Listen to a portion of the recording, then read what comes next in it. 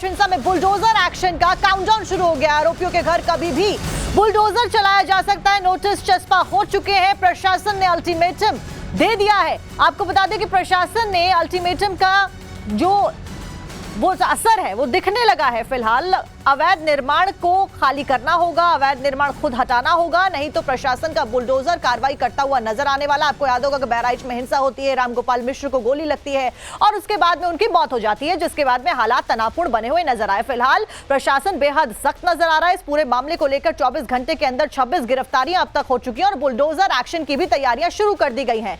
फिलहाल बहराइच बवाल पर तमाम सवाल भी खड़े किए जा रहे हैं। आपको बता दें कि पीडब्ल्यूडी ने अवैध निर्माण को चिन्हित किया और इस बीच अतिक्रमण को 3 दिन में खाली करने का आदेश दिया।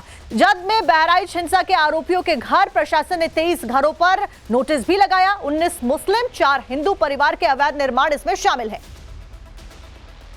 ये जो कस्बा है इसका नाम महराजगंज है और महराजगंज से बहराइच की ओर जाने वाले रोड पर इस वक्त मैं मौजूद हूँ, जहां पर पूरा बाजार लगा हुआ है। देखिए सीमेंटेड पूरा रोड है।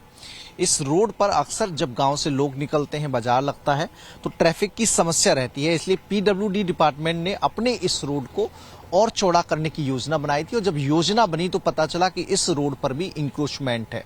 जो सरकारी जमीन रोड के इधर उधर छोड़ी जाती है वहां पर भी लोगों ने अपने मकान बना लिए हैं। तो पीडब्ल्यूडी डिपार्टमेंट ने इस इंक्रोचमेंट को हटाने की कवायद 1 महीने पहले शुरू कराई थी और उसके चिन्हीकरण किया गया था और उसी का निशान यहाँ पर मौजूद है। मतलब लगभग 8 से 10 फुट जो सड़क का हिस्सा होता है उस पर लोगों ने अपना कब्जा कर लिया है। कुछ ने चबूतरा बना लिया और कुछ ने यहाँ पर पक्के कंस्ट्रक्शन करके दुकान आगे बढ़ा ली है। अब जिला प्रशासन इसकी जांच करवा रहा है और जांच के बाद रोड को चौड़ा करने के लिए जो बुलडोजर का एक्शन लिया जाता रहा है निर्धारित नियमों का पालन करते हुए, उसी के तहत यहां पर भी कार्रवाई अमल में लाई जाएगी। जो पूरा रोड है जहां जहां लोगों ने मकान बनाया है, लगभग 5 से लेकर 8 फीट तक पूरा कब्जा किया है नाले के दोनों तरफ, तो वो हटाया जाएगा। टीन शेड आपको उसके दायरे में नजर आएंगे। जो आरोपी बहराइच कांड का अब्दुल हमीद, सरफराज और फहीम है, उसका घर भी इसकी चपेट में आएगा। जो टीन शेड लगा हुआ है उन्होंने भी अपने घर को जो है आगे बढ़ा लिया था, तो उसका घर भी इस जद में है, उस पर भी एक्शन लिया जाएगा, कार्रवाई की जाएगी। क्योंकि योगी राज में इंक्रोचमेंट के खिलाफ सरकारी जमीन पर अगर किसी ने कब्जा करने की कोशिश की है तो सख्त एक्शन अमल में लाया गया है। तो इस मामले में भी कवायद पहले से जारी थी, लेकिन अब जांच को और तेज किया जाएगा ताकि अवैध अतिक्रमण को हटाया जा सके और ऐसे लोगों के खिलाफ एक्शन लिया जा सके। कैमरा विशाल वर्मा के साथ मनीष यादव, टाइम्स नानो भारत, बहराइच। बहराइच हिंसा से जुड़ी हुई एक और बड़ी अपडेट आपको बता दें। पुलिस ने 26 और आरोपियों को इस पूरे मामले में गिरफ्तार कर लिया है। बहराइच हिंसा में अब तक कुल 87 आरोपियों को पुलिस के द्वारा अरेस्ट किया जा चुका है। गिरफ्तार आरोपियों में दोनों समुदाय के लोग शामिल हैं, यानी कि पुलिस फिलहाल शिकंजा कसती हुई नजर आ रही है, एक्शन मोड में नजर आ रही है। 24 घंटे के अंदर 26 अन्य आरोपियों की गिरफ्तारी हुई है। कुल मिलाकर अब जो गिरफ्तारियां हो चुकी हैं इस पूरे मामले को लेकर वो आंकड़ा 87 पहुंच गया है और आगे भी गिरफ्तारियों का दौर जारी रहने वाला है। इस बीच अतिक्रमण को हटाने के लिए नोटिस भी चस्पा कर दिए गए हैं। पुलिस हर एक व्यक्ति को जो कि इस हिंसा से जुड़ा हुआ है उसको अरेस्ट कर रही है और कड़ी से कड़ी जोड़कर आगे भी जो तहकीकात है उसको जारी रख रही है। और इस बीच आपको बता दें कि बहराइच एनकाउंटर पर सियासत भी दूसरी तरफ लगातार जारी है। अखिलेश यादव ने फिर से इस पूरी हिंसा के ऊपर सवाल उठा दिए, गिरफ्तारियों के ऊपर सवाल उठा दिए। फर्जी तरीके से एनकाउंटर किया जा रहा है। अखिलेश यादव ने कहा है अन्याय का विरोध करने पर फंसाते हैं। अखिलेश यादव का यह बड़ा बयान सामने आया बहराइच के पूरे मामले के ऊपर।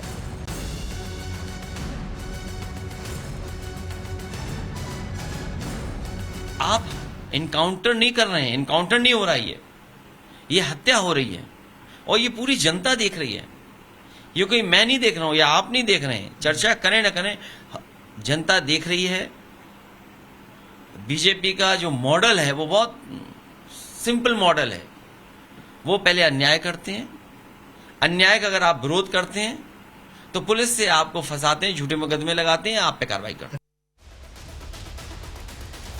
और इस बीच बीच बहराइच एनकाउंटर पर ओवैसी ने भी सवाल उठा दिए। उत्तर प्रदेश में हो रही है बदले की कार्रवाई। ओवैसी ने कहा, एआईएमआईएम प्रमुख है असदुद्दीन ओवैसी, और उन्होंने भी बहराइच के ऊपर सवाल उठा दिए। जो कुछ भी बहराइच में हो रहा है, अगर सबूत है तो सजा दिलवाइए। ओवैसी ने कहा कि अगर सरकार जज बनेगी तो कोर्ट की जरूरत क्या है।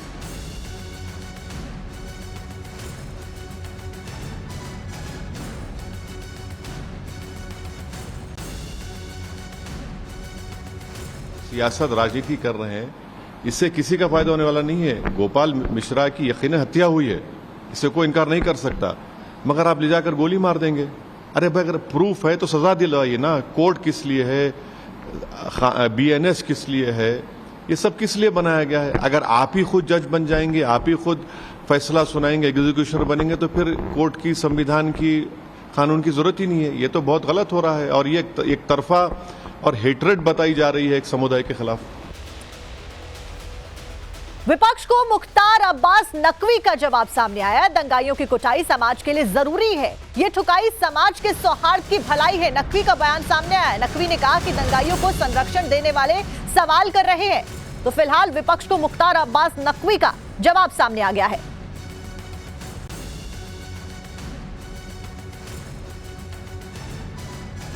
दंगाइयों की कुटाई, बलवाइयों की ठुकाई ही जो है वो समाज के सौहार्द और सुरक्षा की भलाई है। अगर दंगाइयों की कुटाई नहीं होगी, बलवाइयों की ठुकाई नहीं होगी, तो समाज के सौहार्द और सुरक्षा की भलाई नहीं हो सकती। और जो ये सियासी सूरमा है, आज तक जिस तरह से दंगाइयों का संरक्षण करते रहे, उनको जो है वो प्रमोशन देते रहे, प्रोटेक्शन करते रहे, आज वो सवाल खड़ा कर रहे हैं। आज देश के सामने या उत्तर प्रदेश के सामने जिस तरह से चाहे वो दंगाई हो, चाहे दबंग हो, चाहे बलवाई हो, चाहे बाहुबली हो, उनमें जो है वो भय का माहौल है। और बहराइच हिंसा के पूरे मामले के ऊपर विनोद, हमारे संवाददाता, हमारे साथ में जुड़ गया। विनोद, फिलहाल क्या कुछ अपडेट है? एक तरफ जहां सियासत गरमा रही है, वहीं दूसरी तरफ पुलिस प्रशासन पूरे एक्टिव मोड में नजर आ रहा है। बिल्कुल सही कहा आपने। प्रशासन अब एक्टिव मोड में है, और कहा यह जा रहा कि जिस तरीके से जो महाराजगंज एरिया है, जहां पर ये मूर्ति विसर्जन को लेकर बवाल हुआ था, पथराव हुआ था, और जिसमें रामगोपाल मिश्रा की मौत हुई थी, उस इलाके में पीडब्ल्यूडी ने बाकायदा सर्वे किया और करीब 23 घरों को ऐसे चिन्हित किया जिस पर जो है अतिक्रमण है, जो अवैध निर्माण हुए हैं, और उनको नोटिस सर्व किया गया। जो नोटिस की तारीख है वो 17 है, और 3 दिन का टाइम पीरियड दिया गया है। 3 दिन में आपको या तो जवाब दीजिए कि आपने जो आपके पास एविडेंस दिखाइए कि जो आपने निर्माण किया वो अवैध नहीं है, या फिर अगर आपको लगता है कि आपके पास कोई डॉक्यूमेंट नहीं है तो आप खुद अपने जो अवैध निर्माण है उसको हटाइए। और इस सिलसिले में हमने तस्वीरें देखी है कि आज सुबह से ही कुछ लोग जिनके घर के बाहर जो अवैध निर्माण है, खासतौर पर जो टीन शेड लगाया है या कच्चा निर्माण किया है, उसको लोग खुद ही हटाने लगे हैं। तो जो नोटिस जारी की गई है, जिसमें 19 तारीख तक का वक्त दिया गया है, 17 से 3 दिन का वक्त है, यानी 19 तक लोगों को जवाब देना है या फिर अपना अवैध निर्माण खुद हटाना है। तो वो लोगों ने अब अपना अवैध निर्माण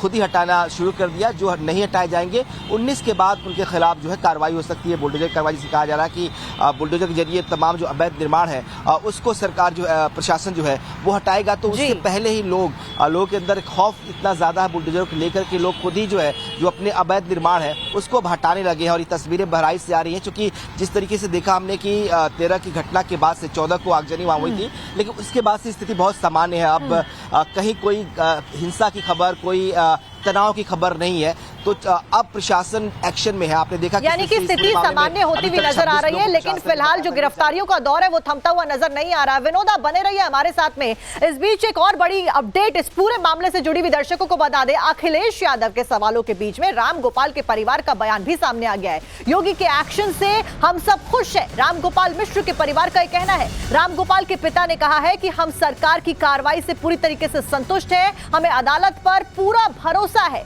तो ये रामगोपाल मिश्र के परिवार, उनके पिता का बयान सामने आया है। जो भी कुछ योगी आदित्यनाथ और यूपी सरकार के द्वारा किया जा रहा है, जो भी कुछ एक्शंस लिए जा रहे हैं, जिस तरीके से एक्शंस लिए जा रहे हैं, उन सबकी सराहना एक तरीके से परिवार के द्वारा की गई है। आपको बता दें कि 13 अक्टूबर की पूरी घटना होती है, जिसके बाद में योगी सरकार एक्शन में आती है और मुख्यमंत्री योगी आदित्यनाथ परिवार के साथ में भी मुलाकात करते हैं।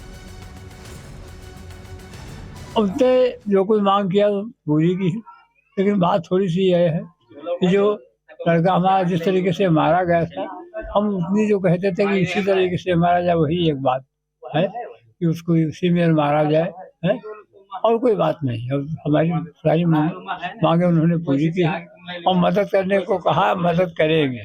जो हम उनसे दाद फरियाद करेंगे तो हमको आशा है कि वो पूरी होगी।